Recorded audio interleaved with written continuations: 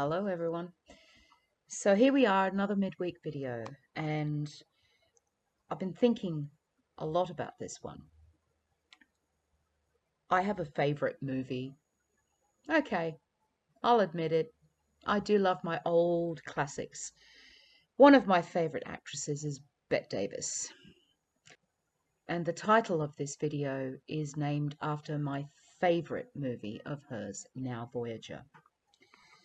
If you have seen that movie, then great. If you haven't, I do suggest you watch it. I watched it yesterday and I hadn't watched it in such a long time. And I actually, as an adult, managed to get an awful lot more out of it than I did when I was a teenager. These things happen. There was a section in the movie that the doctor says that it talks about the fork in the road, and it's kind of where I was definitely just before I started carnivore. And it was one that I came across, I'd say the first major fork in the road was in October 2022. And you stand there at that fork in the road, and if you're lucky, you know what to do. You could even go further and say the road less traveled. You look down the forks of the road and you look as far as you can, and you'll see a road that's well traveled, nice pathways, perfect smooth sailing, so to speak. And then you might see another road the road is bumpy, it's gravelly, not an easy road to navigate. It's overhanging with all sorts of flora and fauna, and it's a bit of a mess.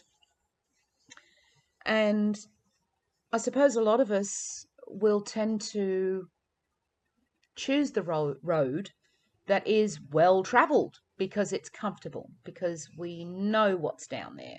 We know what to expect because everything is down that well traveled road. But what do you do when your instincts are saying, you need to go that way?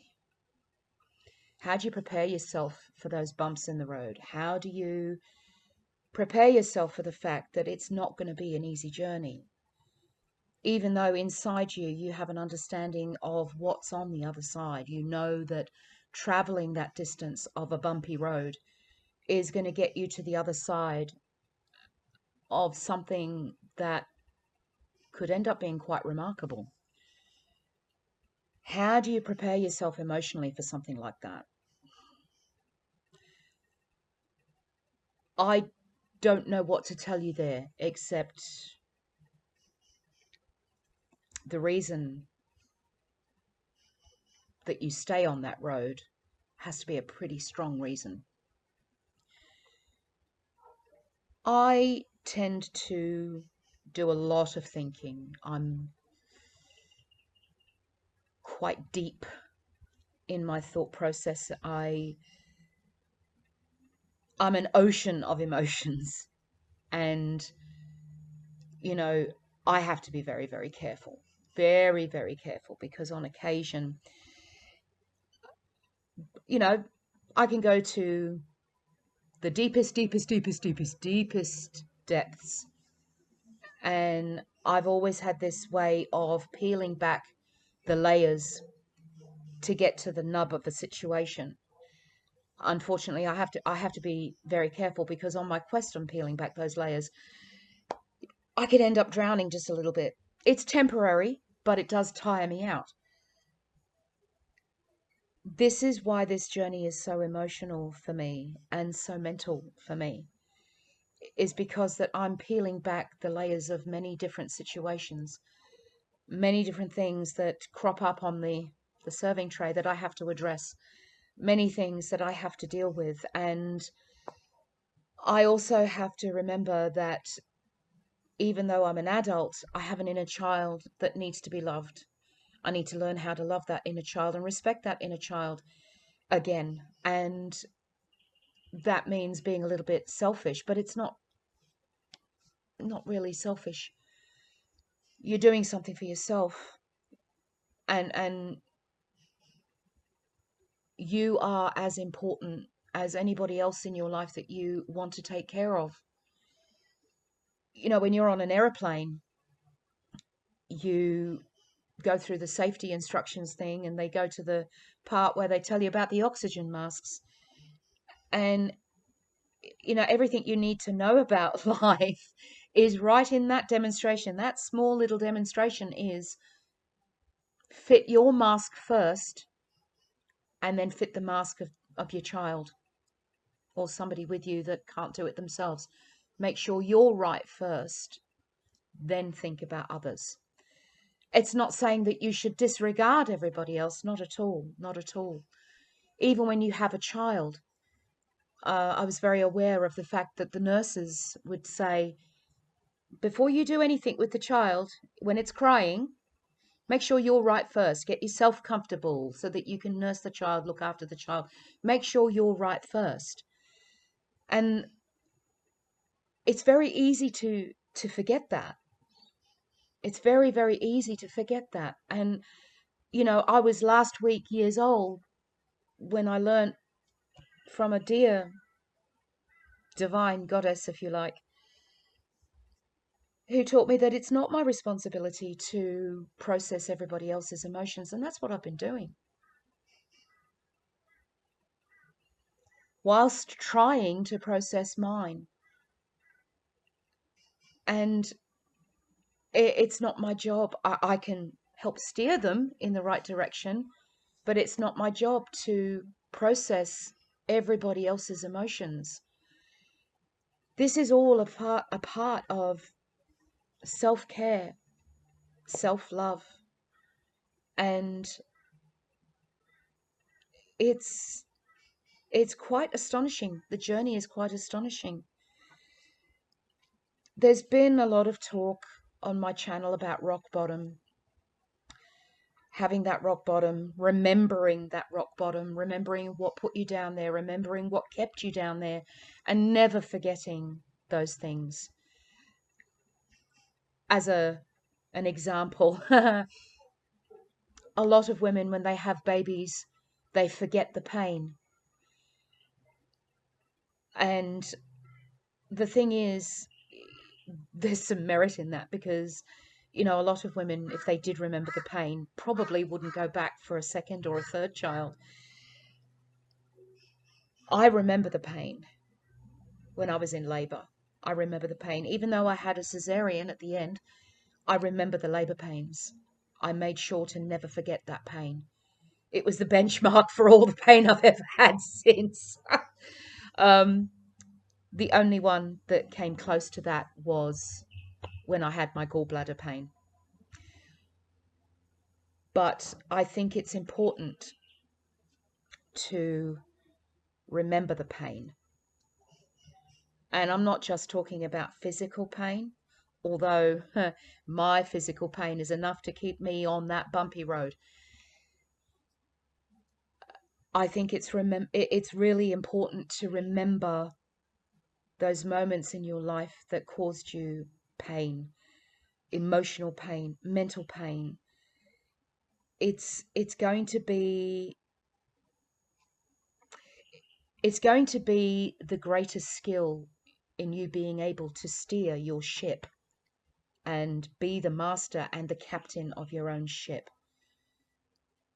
You have to know the ocean. You have to know the tides. You have to know the stars. You have to know what the wind is doing so that you can position the sails to actually go forward. Sometimes you've got the sails on the side so that you can go forward.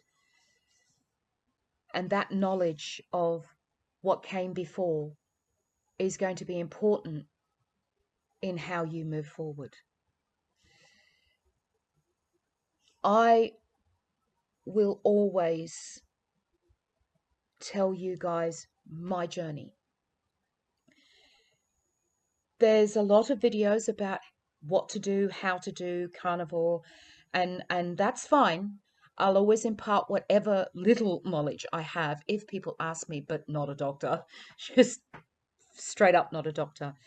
But my objective here is to share that raw emotional and mental journey, that roller coaster, because that is a very big part of it for me. And if that is a very big part for you, then I need you to know that by me doing these videos, so that I don't want anyone to feel alone, because you're not alone. This carnivore lifestyle is a very big deal, and not for the faint of heart, because we're not only battling our own demons and battling our own bulge, we are also battling whatever it is the external forces throw at us in terms of what they think is right. At the end of the day, we are adults and we're all doing something to better our health. And that should be the main part of this. I still have a long, long, long, long, long way to go. And I still have so much to learn. There are people who have been on this lifestyle for over a year, some 2 years, some even longer. I could only hope to have a tenth of their knowledge when I get to that point. I mean, that's the plan. I want to learn more, because in learning more about this lifestyle, it means that I get to learn more about myself. That is confronting. That alone, that thought alone is very confronting, because I don't think I've ever really understood me. I've understood myself within the world that I was brought up in, but I've never really understood me as just Myowen, just me.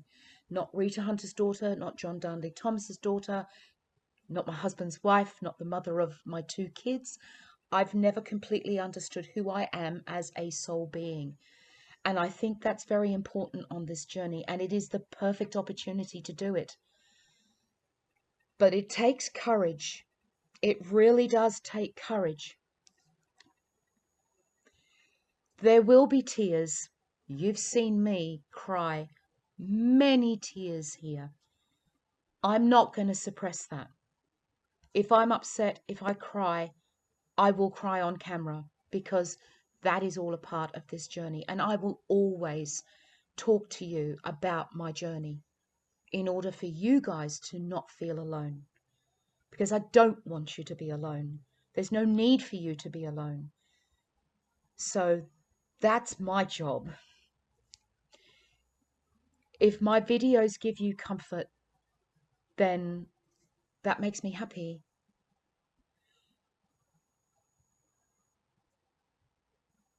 I want you guys to remember that the journey of self-discovery is never going to be an easy one, no matter how old you are.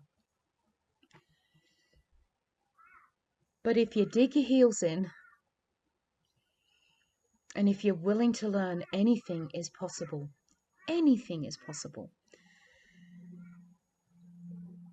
However down you might feel about yourself right now, it may sound corny, but this too shall pass. That's a phrase that's been going through my head an awful lot lately. This too shall pass. I want you guys to know that I love you all very, very much. I really hope you know that. I want you to be kind to those around you. I want you to be kind to all things, really. Sometimes it's not easy. I would like you to protect your peace. Again, another thing that is not easy and may require a little bit of skill. I want you to not take any crap from anyone. Another thing that is going to take a little skill and confidence will come. But being kind to yourself, I think that's what the hardest one of all. Because in being kind to yourself, you have to understand yourself a little bit better too. You're not alone. I'm here, and many others are here with you. We may not be standing next to each other physically, but we stand together spiritually, emotionally, and mentally. Arm in arm, a wall of people standing right next to you, right beside you. Don't be alone. Until Monday,